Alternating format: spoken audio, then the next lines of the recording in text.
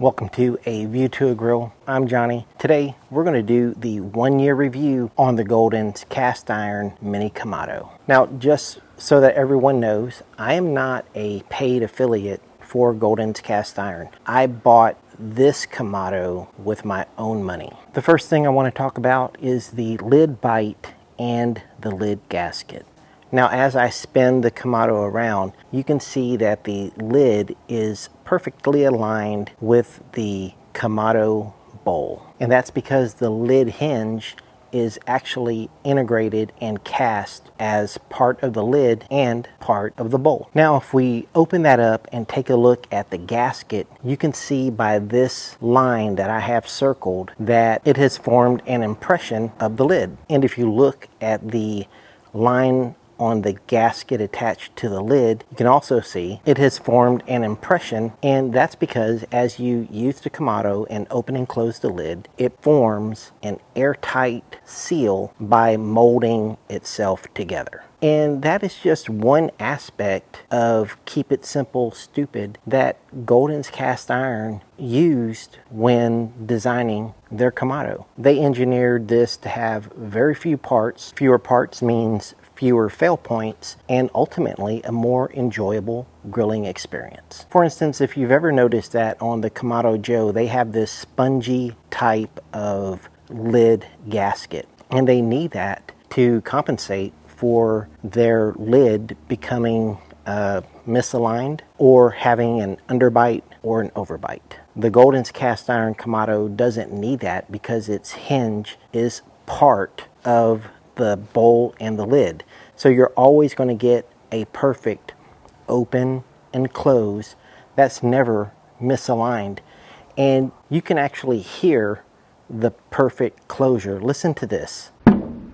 And to prove that point, you can search on YouTube on how to fix your either Big Green Egg or Kamado Joe on how to fix the overbite and the underbite. And these videos get a lot of views. Look at this. That's a ton of views. That's a lot of people having this issue. And now we'll talk about the most common question I get about the Golden's cast iron Kamado, and that is the question of rust. No, it won't be an issue, but it could be if you neglect it. Golden's even makes a rustic version that they sell in Europe. So here's what I did. I uncovered my Kamado and left it out in the weather. And as you can see, there's twigs on the tabletop, there's leaves caught in the cast iron vent, and it rained earlier that day, and there's even some water in my old pan on the bottom shelf. First, we're going to take a look on the inside of the Golden's cast iron mini Kamado.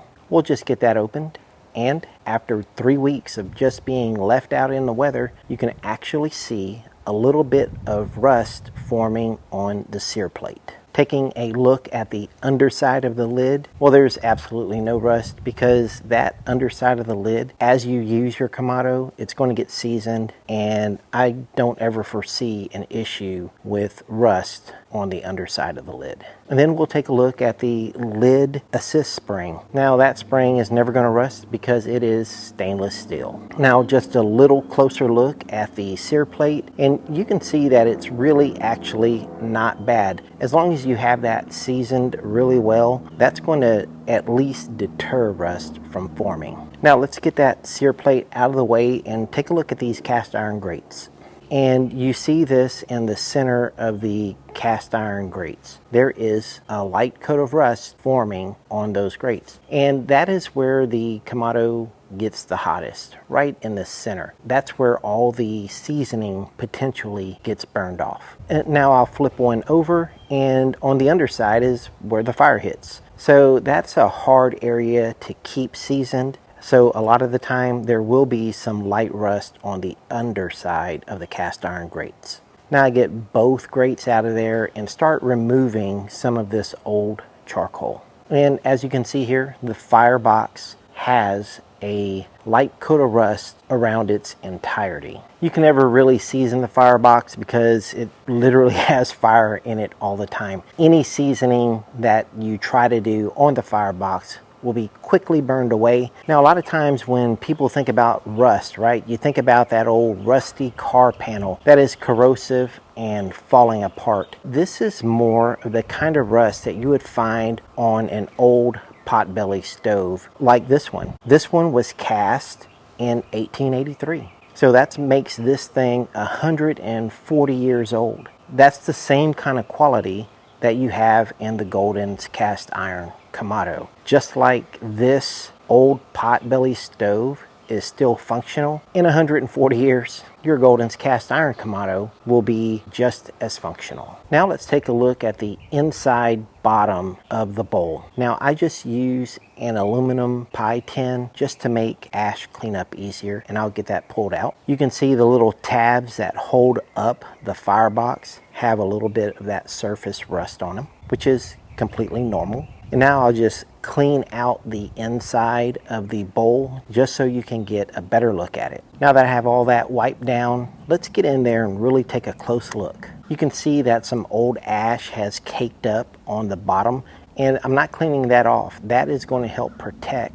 the cast iron Kamado. Now we'll take a look at that ledge that the grates sit on, and just going all the way around, you can see that there are no real rust issues. Now let's take a quick look at the outside of the Golden's cast iron mini Kamado. Now the inside of the Kamado was really never exposed to the weather, but the outside of the Kamado was. And take a look at this spot right here. There you have it, some surface rust. The Golden's cast iron Kamado is powder coated. Me being experimental with my grills at times, I was wondering one day if I took out the firebox and put in a bottom grate from the Weber Smoky Joe, if I could grill without the firebox. So I took the firebox, put the bottom grate down, and it fits.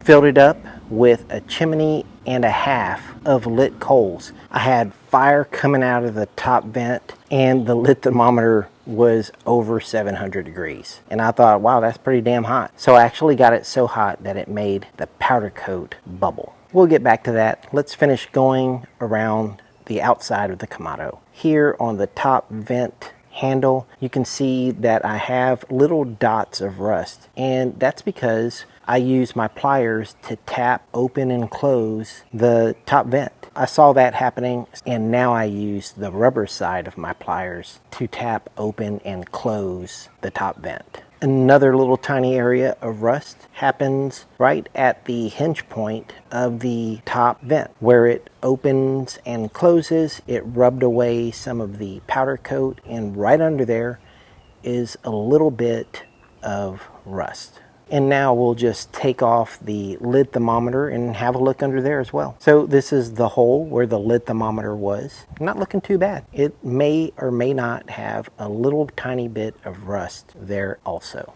Now let's get back to that area around the bottom vent where there's some surface rust and paint bubbling. Now on the Golden's Cast Iron website, there's a section on how to fix paint issues. And it says to buy some high heat Rust-Oleum paint. And you can find that paint on Amazon. But I'm not going to do that. Let me show you how I restore the rust on cast iron. The first thing I'm going to do is remove the bottom vent. And in this shot you can see that I got it so hot that the felt gasket actually melted and adhered to the vent assembly.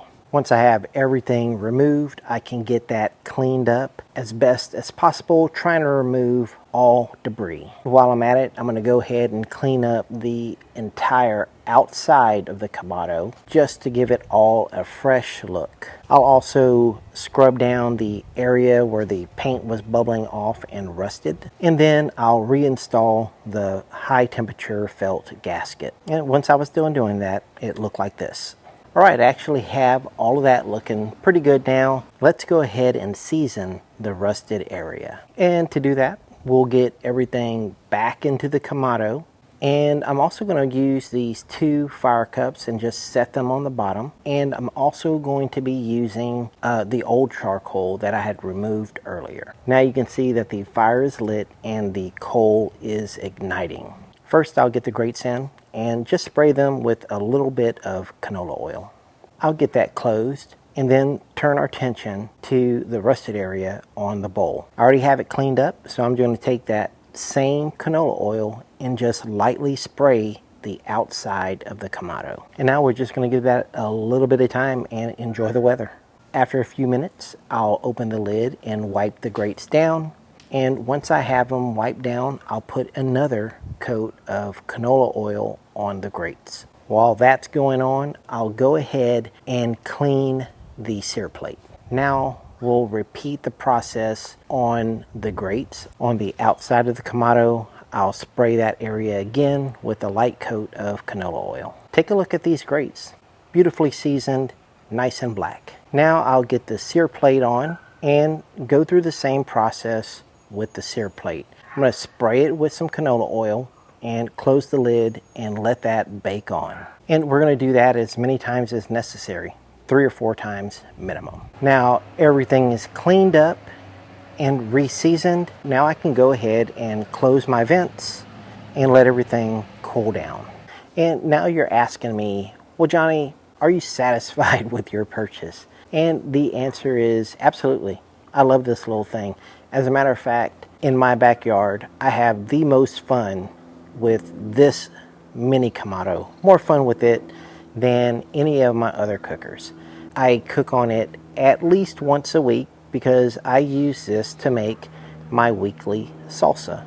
Every week I make a new batch of salsa and it's done on this Kamado. If you follow me on Instagram, you'll see pretty much all the times that I use this Kamado because I generally post pictures or maybe some short reels using it, and you'll get a better understanding of just how much I actually do use this Kamado. Now, if you haven't already subscribed to my channel, why not? Subscribe to my channel. Follow me on Instagram. Thank you for watching A View to a Grill. I'll see you guys next time. Take care, y'all.